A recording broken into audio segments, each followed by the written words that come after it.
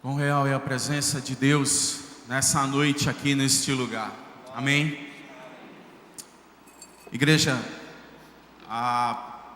um dos maiores desejos do nosso coração deve ser viver na presença de Deus. A presença de Deus é fundamental na nossa vida. A presença dele no nosso dia a dia, no nosso cotidiano, é algo essencial para as nossas vidas. Não adianta a gente ter coisas, ter bens, posses, posições, se a gente não tem o mais essencial, que é a presença do seu Espírito em nós, na nossa vida.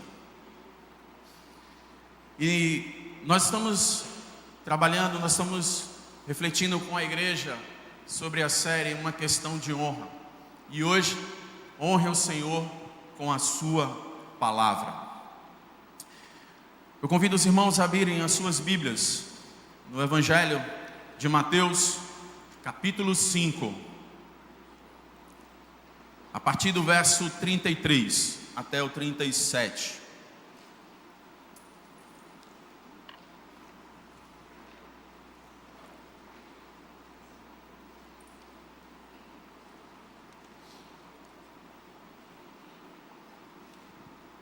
Mateus, capítulo 5, do versículo 33 até o versículo 37. Diz assim a palavra do Senhor: Também ouvistes que foi dito aos antigos: Não jurarás falso, mas cumprirás rigorosamente para com o Senhor os teus juramentos. Eu, porém, vos digo: de modo algum jureis, nem pelo céu, por ser o trono de Deus, nem pela terra, por ser estrado dos seus pés, nem por Jerusalém, por ser cidade do grande rei. Nem jureis pela tua cabeça, porque não podes tornar um cabelo branco ou preto. Seja, porém, a tua palavra sim, sim, não, não. O que disto passar vem do maligno. Feche seus olhos mais uma vez, vamos falar com Deus.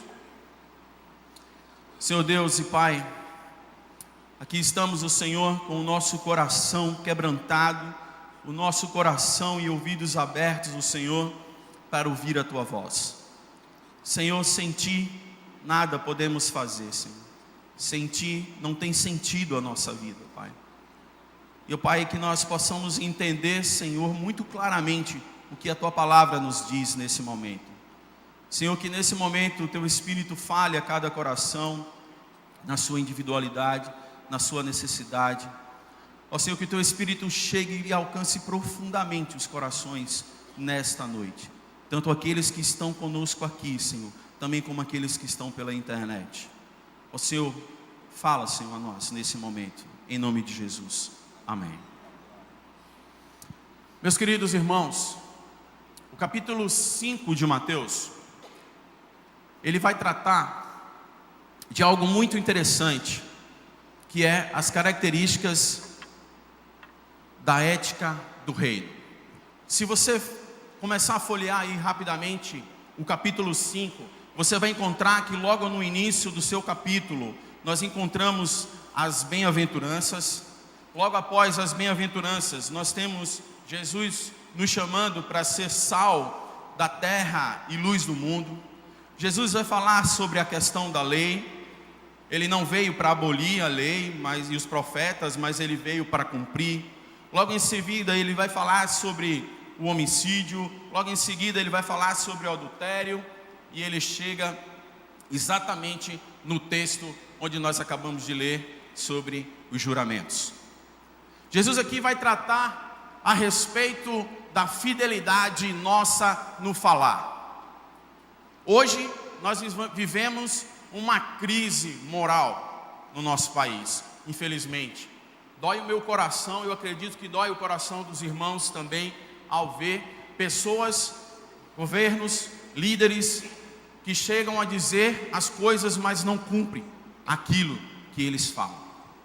Procuram sempre um jeito, um modo de simplesmente cobrir ou disfarçar uma palavra que foi dita na frente de muitos. E hoje o que mais a gente critica nos políticos é isso. O que nós vemos são pessoas que chegam diante de uma população, diante de uma comunidade e promete algo e de repente ele diz: não foi bem assim que eu disse. E aqui nós estamos diante dos fariseus, escribas e fariseus, que estão diante de Jesus, e ele começa a pontuar algumas coisas a respeito desses ensinamentos e daquilo que os escribas e os fariseus eles ensinavam. E eu quero agora pontuar 3 coisas importantes nesse texto que está aí a respeito dos juramentos. Primeiro, o que é que os escribas e os fariseus estavam ensinando? Ora, o que os escribas e fariseus ensinavam está aí mencionado no versículo 33. Também ouvistes que foi dito aos antigos: não jurás falso, mas cumpris rigorosamente para com o Senhor os teus juramentos. Nós aqui temos, nesse pequeno verso, um jeitinho que os escribas e os fariseus arrumavam para fugir muitas vezes daquilo que eles falavam e não cumpriam. Porque eles diziam que se aquilo que você jurar em nome de Deus, você tem que cumprir. Você vai encontrar isso em alguns textos da palavra de Deus, onde eles vão tomar aqui algumas referências bíblicas, aquelas do Antigo Testamento, que diz assim: não jureis falso pelo meu nome, pois profanais o nome do vosso Deus, eu sou o Senhor. E principalmente, aquilo que está no 3º mandamento, eles diziam: não tomarás o nome do Senhor teu Deus em vão, porque o Senhor não terá por inocente aquele que tomar o seu nome em vão. E eles diziam: se você jurou pelo nome do Senhor, se você jurou por Deus, você tem que cumprir. Mas eles achavam um jeitinho, muitas vezes, de jurar pela terra, jurar por outras coisas, por uma pessoa, para fugir do seu compromisso de realizar aquilo.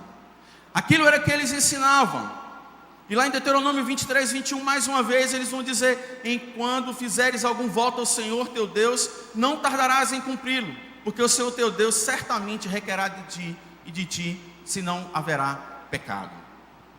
Os escribas e os fariseus argumentavam o seguinte: o nome de Deus é santo e temível, e não pode ser tomado em vão. Se você fizer algum juramento ao Senhor teu Deus, cumpra. Mas a gente sabe que, infelizmente, nós temos hoje pessoas que têm ouvido mais os escribas do que os fariseus. Nós temos às vezes muita gente que jura por Deus, que fala de juramentos, promete coisas, mas infelizmente na hora de cumprir diz: bom, não foi assim, não é bem assim, eu acho que você não entendeu bem o que eu disse. Esses eram os ensinamentos que nós encontramos que os judeus faziam. A segunda parte, nós vamos encontrar Jesus reprovando o ensinamento dos escribas e dos fariseus. No texto que se segue, no versículo 34 até o versículo 36, Jesus diz: eu porém vos digo, de modo algum jureis, nem pelo céu, por ser o trono de Deus, nem pela terra, por ser estrado dos seus pés, nem por Jerusalém, por ser cidade do grande rei. Nem jureis pela tua cabeça, porque não podes tomar um cabelo branco ou preto. Veja, Jesus está dizendo: se você fizer um juramento e não usar o nome de Deus, desejando com isso não usar o nome dele em vão, você está perdendo seu tempo, porque tudo pertence a Deus. Aqui Jesus está reprovando esses ensinamentos, porque diz que a sua palavra tem que ser sim, sim e não, não. O que passa disso é do maligno. Não é porque você jurou, não jurou por Deus, você vai ter um artifício, um jeitinho para não cumprir. Isso nada tem valor, porque Deus é dono de tudo, é soberano sobre tudo. O céu é o trono de Deus, Jerusalém é a cidade do grande rei, isto é, ele pertence a Deus, todas as coisas pertencem a Deus. O simples fato de não usar o nome de Deus não afasta a presença de Deus. Aqui acabamos de cantar que nós desejamos viver na presença de Deus. Se você está na presença de Deus, o seu falar é sim, sim, não, não. Mas será que então que Jesus, ao dizer isso, não jureis, ele está proibindo o uso do juramento? Como juramentos cívicos ou diante de tribunais, ou outras coisas exigidas pela lei? A gente entende que não é isso. Porque na própria Bíblia Deus usa fórmulas de juramento para fortalecer a nossa fé em sua palavra. Ele diz: jurei por mim mesmo, diz o Senhor. O apóstolo Paulo também em várias ocasiões, ele invoca Deus como testemunha de que está dizendo a verdade. Essa linguagem às vezes é necessária por causa da fraqueza humana, que necessita se certificar de que alguém fala a verdade. Veja que coisa interessante. Muitas vezes a gente tem que exigir um juramento de alguém, porque a gente sabe que infelizmente tem gente que não tem palavra. Antigamente a gente via pessoas que davam apenas a sua palavra, né? Diziam assim: pode vir, eu me comprometo com isso, sabe? Eu me responsabilizo por isso. Mas hoje é tão difícil a gente encontrar pessoas, né, com palavra, com fidelidade na sua palavra. E muitas vezes a gente tem que pegar as pessoas e chamar e fazer contratos. Venham, assinem, venham para cá. Eu tenho um contrato aqui de 7 páginas, 8 páginas, e você tem que assinar, você tem que rubricar 7 páginas para confirmar aquilo que você está dizendo. Que coisa, que coisa. Infelizmente, o pecado que está no coração do homem tem tirado aquilo de mais importante que Deus pede de nós: a nossa palavra, a fidelidade naquilo que como cristão nós temos que ter, naquilo que você diz. O texto bíblico diz que também Jesus conta de que um pai chega para o seu filho e o chama, né, para ir trabalhar, e ele diz: eu vou. Chega para o outro filho e diz que eu não vou. Mas aquele disse que ia, não foi. E aquele disse que não ia, foi. A gente olha para esse texto bíblico e pensa: que lição nós aprendemos isso? A lição que a gente aprende é que a palavra dos 2 filhos tem que ser sim, sim, não, não. Pai, eu não vou, eu não vou. Eu vou, eu vou. A gente precisa ser assim na nossa vida. Diante dos compromissos que você tem dentro da igreja, no seu trabalho, aquilo que você fala, diz: eu vou fazer, eu vou me comprometer com isso, seja no que der na minha vida, mas eu vou estar lá. Seja a hora que for, seja o momento que for, seja fazendo o que for. Quantos estão se comprometendo com o dia da cidadania? E vão realmente estar aqui? Foi muito bonito, eu estive aqui no dia da cidadania no ano passado, e ver quantos aqui se comprometeram e vieram. Eu estava no começo em casa vendo o jornal, eu costumo ver o Jornal da Manhã, e ali passou no Jornal da Manhã, 5h30, 6h30 da manhã, estavam já aqui, todo mundo sentadinho, fazendo a sua parte, e alegres, satisfeitos, porque deram a sua palavra, e aqui estiveram. Mas infelizmente, nós temos que tomar algumas atitudes com outros, porque infelizmente a fraqueza humana leva essas pessoas a não cumprir com a sua palavra. E o interessante é que a gente também pode começar a levar para o outro lado. Eu estava essa semana, eu gosto muito do futebol, os irmãos sabem, eu gosto muito, eu lá em casa a gente gosta muito. E essa semana passou uma situação muito interessante. Nós estávamos assistindo, saiu nas redes, né? Foi destacado muito isso nas redes de televisão. Aquele jovem, e que no momento ali de uma dividida de bola, né, o juiz vai dar um cartão amarelo para um jogador, e ele volta e diz ao juiz assim: não foi ele quem pisou no meu colega. Quem pisou no meu colega foi eu. Foi eu que pisei. Então ele não merece o cartão amarelo. Aí o juiz retoma, dá parabéns a ele pela atitude dele verdadeira, e chega e recolhe e diz: está cancelado o cartão amarelo. Aquilo ali foi colocado na mídia como algo sensacional, maravilhoso. Que atitude verdadeira daquele meu rapaz. Mas eu quero aqui compartilhar com os irmãos uma coisa muito triste. A minha esposa hoje me mostrou, né, um destaque que conta assim: o crime do Caio. O crime do Caio. Sabe por quê, meus irmãos? Pela sua atitude de verdade, pela sua palavra de verdade. Ele foi execrado pela torcida e por alguns colegas, que chegaram para ele e disseram assim: você é bobo, você é idiota, por que você não foi lá e ficou calado e não disse nada? Deixava o cara levar o cartão amarelo, deixava ele se prejudicar, porque no outro jogo ele não ia jogar, que era o atacante do time. Já era o terceiro cartão amarelo dele, e ele no outro jogo ele não ia jogar. Ele foi execrado pela torcida do seu time e por até alguns colegas, porque simplesmente ele falou a verdade. Até que ponto nós estamos chegando dentro do nosso mundo, onde as pessoas estão dando valor àquilo que é a mentira, simplesmente para se aproveitar da situação? Será que nós vamos ter que agora, quando acontecer qualquer coisa desse, a gente vai ter que chamar e dizer: agora jure, coloque a mão sobre a Bíblia, jure, fale a verdade, anota aqui, pega um papelzinho, assine. Infelizmente, a fraqueza humana tem levado a essas situações. Mas o que é que Jesus requer de nós? Versículo 37. Não temos necessidade de ficar fazendo juramento, meus irmãos, pois devemos cumprir aquilo que dizemos. Mais uma vez, seja porém a tua palavra sim, sim, não, não, e o que disso passar vem do maligno. A nossa palavra, ela tem que ser sim, quando tem que ser sim, e não, quando tem que ser não. Porque se o meu sim não quer dizer sim, e a nossa palavra não quer dizer não, isso não vem de Deus, vem do maligno. Vem de Satanás, que é o pai da mentira, cuja palavra nunca se pode confiar. A gente, infelizmente, se depara com situações inúmeras. Hoje, nas redes sociais, o que mais a gente vê são mentiras. Até essa história agora da baleia azul, eu já recebi uma informação de que aquilo tudo é mentira.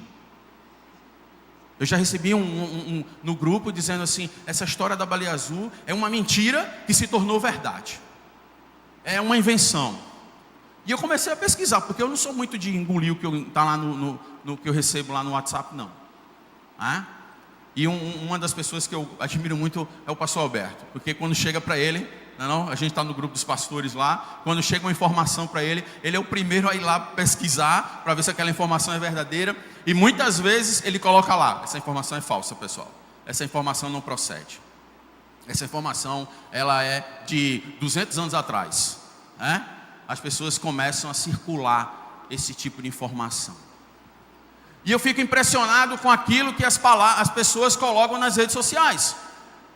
Recentemente eu ando, claro, eu tenho que estar nas redes sociais, trabalho com adolescente, tenho todas as redes sociais comigo, ando olhando, participo, observo algumas coisas que acontecem nas redes sociais, e eu fiquei admirado com uma coisa interessante. Crentes que tiram foto, selfie, no Facebook e colocam textos bíblicos, sabe? O Senhor é a minha força, e começam a tirar fotos e mais fotos, e muitas vezes fotos sensuais nas redes, no Instagram, e colocam lá, e tem, me perdoem a expressão, a cara de pau de colocar um texto bíblico embaixo. Eu digo: impressionante como está hoje, porque a boca fala daquilo que o quer, o coração está cheio. A minha palavra hoje, ela está assim, banal, sai qualquer coisa da minha boca. As coisas são assim, a gente vê um monte de coisa escrita nas redes sociais, absurdas.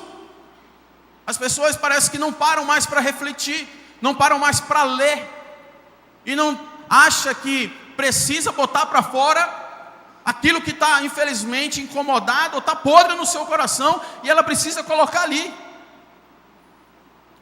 Nós precisamos ter cuidado com aquilo que a gente posta nas nossas redes, naquilo que a gente fala, porque uma das características da ética do reino que Jesus fala antes é que a gente precisa ser o quê? Sal e luz. Da nossa boca não pode sair água amarga e doce ao mesmo tempo. Ora, se nós temos a presença do Espírito Santo em nós, a nossa boca ela tem que proclamar a Jesus Cristo. Nós temos que ter a bondade, a nossa palavra tem que ser doce, ela tem que ser agradável. Ela não pode ser dura, porque a palavra dura suscita a ira. O que precisamos, meus irmãos, é o que está lá em Tiago, capítulo 5, versículo 12.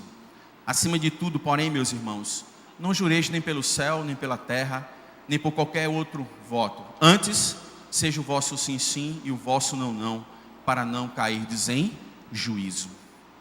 Agora note a importância do que Tiago dá a esse comportamento firme e fiel. Acima de tudo, isto é, considerem isto uma coisa de valor inestimável. Algo que não pode ser desprezado, que não pode ser desvalorizado. Que a vossa palavra seja firme para não cairdes em juízo. Jesus Cristo nos orienta que a nossa palavra, ela precisa ser uma palavra confiável. Aquilo que o cristão fala, aquilo que aquela pessoa que conhece a Jesus verdadeiramente, da boca dela só sai água doce, só sai algo que vai abençoar o outro, não para amaldiçoar. Da minha boca só sai aquilo que é bom, aquilo que agrada ao coração de Deus. Em conversa com os adolescentes hoje na EBD, eu estava falando com eles sobre algumas palavras que já estão no nosso cotidiano e que caíram no habitual das pessoas. E hoje essas coisas saem da nossa boca e a gente não tem o cuidado nem a percepção se que essas coisas nós estamos adorando a Deus. Porque a nossa vida como cristão é uma vida de adoração. Se a gente não for assim, como é que está a nossa vida? Até as minhas palavras são palavras de adoração. E eu estava dizendo a eles, cuidado com aquilo que você fala, porque as nossas palavras têm poder. Eu estava dizendo que os adolescentes gostam muito de brincar disso, né? Chamar um disso, chamar outro daquilo, né? Chamar um do não sei o que e tal. E eu disse, não façam isso. Não façam isso. Não é porque eu sou de outra geração que eu estou antiquado. É não. Porque a palavra de Deus diz que da nossa boca saia o perfeito louvor. E louvar a Deus é a expressão disso que está no meu coração. Quando você fala, você adora a Deus. Quando você traz uma palavra de bondade, uma palavra de conforto, você adora a Deus.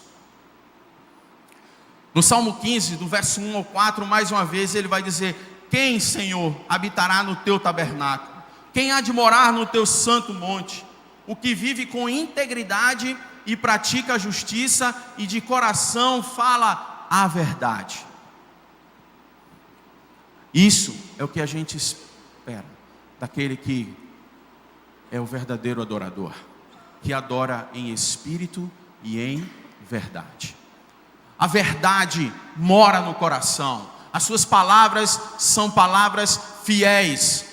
As suas palavras, as pessoas ouvem e dão crédito.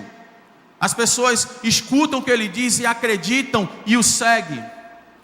O líder, aquele que realmente conhece a Deus, a palavra dele é algo que todos o escutam e o seguem. Porque aquilo que ele diz é verdade.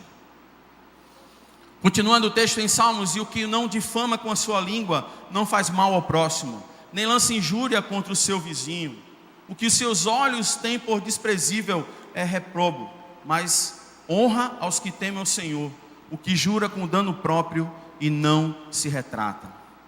O texto de Salmos diz que muitas vezes nós nos comprometemos com algumas coisas. No final desse texto diz que a gente se compromete com algumas coisas. E quando a gente se depara pela situação, nós vemos que nós vamos perder nisso. Nós vamos muitas vezes ser prejudicados com isso. Mas a palavra de Deus diz que mesmo assim, você tem que ter a sua palavra firme. Muitas vezes a gente vai perder. Eu mais uma vez conversando com alguns adolescentes, e dizendo a eles assim, o quanto quando eu dedico, muitas vezes, horas e horas aqui, no sábado à noite, conversando com eles, e muitas vezes levando eles para um canto, para o outro, né? A gente reúne aqui um grupo de adolescentes, bota no carro, sai fazendo um carreto, entregando em tudo que é canto, e eu chego que horas em casa? 11h30, meia-noite, entregando adolescente, para cima e para baixo, né? A gente sai aqui. Às vezes confesso aos irmãos que às vezes eu fico cansado disso, sabe? Eu fico cansado. Mas eu não consigo negar uma adolescente chegar para mim e dizer assim, tu me deixa em casa? Eu digo, deixo. E às vezes eu faço 2 carretos. Eu brinco lá e digo assim, meu carro agora é Uber. Está virando Uber meu carro. Porque eu boto os meninos, levar um aqui, levo o outro. Eu disse, mas eu moro em Candeias, isso não tem problema, eu levo você. Eu não prometi, eu não disse que eu ia, eu vou levar. Aí hoje pela manhã um adolescente chegou para mim e fez assim, Eliel, eu moro em Aldeia, você vai me levar? Eu disse, levo. Eu não dei minha palavra? Eu não disse que eu levava? Eu levo, não tem problema nenhum. Eu sei que eu vou gastar um combustível medonho, mas eu vou levar, né? Eu prometi. E é assim, né? Às vezes eu pago passagem de adolescente para ir. Não estou dizendo que aqui para me gloriar nisso, não. Eu estou falando de que a gente precisa, tem situações que a gente vai ter que se sacrificar, vai ter que sair perdendo em alguma coisa para poder cumprir com a palavra. Eu não dei a minha palavra? Dei, então eu preciso cumpri-la. É assim que deve ser a vida do cristão. 2 Coríntios 1, 18, 20. Antes, como Deus é fiel, a nossa palavra para convosco não é sim e não, porque o Filho de Deus, Cristo Jesus, que foi por o nosso intermédio anunciado entre vós, isto é, por mim e Silvano e Timóteo, não foi sim e não, mas sempre nele houve o sim. Porque quantas são as promessas de Deus, tantas tem nele o sim, porquanto também por ele é o amém, para a glória de Deus, pelo nosso intermédio. Amém? É pelo sim que você dá, é pelo sacrifício que você faz, é pela palavra fiel que você tem, que a glória de Deus resplandece sobre sua vida. Amados, nós temos continuado a ser pecadores, mesmo depois de crermos em Cristo, e recebemos como Senhor e Salvador de nossas almas, mesmo depois que o Espírito Santo veio habitar em nossos corações, e mesmo odiando o fato de cometermos pecados, mas ainda assim cremos na purificação dos nossos muitos pecados mediante o sangue de Jesus. Cremos que quando Jesus voltar, não seremos afastados da sua presença e envergonhados, mas seremos recebidos em seus braços de amor. Estaremos para sempre com Ele. E por que podemos confiar é que estamos salvos? Porque Deus é fiel e justo. Ele nos perdoa os pecados e nos purifica de toda injustiça. E não somente porque podemos confiar no perdão, mas em todas as outras promessas, pois Ele é fiel. A palavra dEle é fiel. O Senhor não é homem para que se arrependa daquilo que Ele disse. Se Ele prometeu, Ele vai cumprir. E Ele chama eu e você, cada um de nós, a sermos assim. Naquilo que você falou, você cumpra. Se Deus é assim fiel, se podemos confiar na sua palavra, se temos a esperança de ser completamente puros, assim como Jesus é puro, então a fidelidade no falar deve ser uma das características que estamos desenvolvendo em nossa vida no processo da santificação. Essa deve ser o nosso alvo, queridos, a busca da santificação. E a santificação está também no falar, na fidelidade do falar, naquilo que eu digo. E eu concluo dizendo assim, temos aqui 3 motivos, diante de tudo isso que nós vimos nessa noite, para que a nossa palavra seja sempre sim, sim e não, não. Primeiro, Deus é assim, aquilo que Ele fala, aquilo que Ele diz, aquilo que está em sua palavra se cumprirá. Aquilo que está registrado aqui é verdade. Cada letra, cada trecho, cada versículo, aquilo ali é verdade e se cumprirá. Satanás, o maligno, é o pai da mentira e não é fiel. Nós não somos seus filhos, nós somos filhos de Deus. Nós fomos transformados, restaurados pelo sangue de Jesus. E por sermos filhos de Deus, tais como devemos ser seus imitadores. Assim como Deus é, nós também devemos ser. Essa deve ser a nossa busca. Assim como Ele nos ensinou, nós devemos também fazer. Eu queria convidar a banda a estar aqui na frente. Nós vamos cantar uma música. E eu quero que você reflita na letra dessa música. Deus chama cada um de nós a viver a verdade, assim como Ele é a verdade. E é começar do nosso falar. Eu não preciso dizer que atualmente essa característica é a mais negligenciada por muitos, infelizmente, para aqueles que também se dizem filhos de Deus. O que vemos com tristeza é que muitos membros, infelizmente, de igrejas, eles não estão sendo fiéis com a sua palavra. Fiéis muitas vezes nos seus relacionamentos familiares, fiéis nos seus votos assumidos com a igreja perante Deus e com Deus perante a igreja. Tantos pais omissos em relação aos votos que foi feito com seus filhos. Tantos crentes assumem compromissos e responsabilidades perante a igreja, mas são omissos no cumprimento das suas próprias palavras. Para não dizer infidelidade nas relações trabalhistas, nas amizades. Mas, querido, se de alguma maneira você tem sido infiel, eu preciso dizer que isso não é semelhança com Jesus. Não glorifica o Pai, entristece o Espírito Santo. Se você percebe que tem desonrado ao Senhor com infidelidade, arrependa-se nesse momento.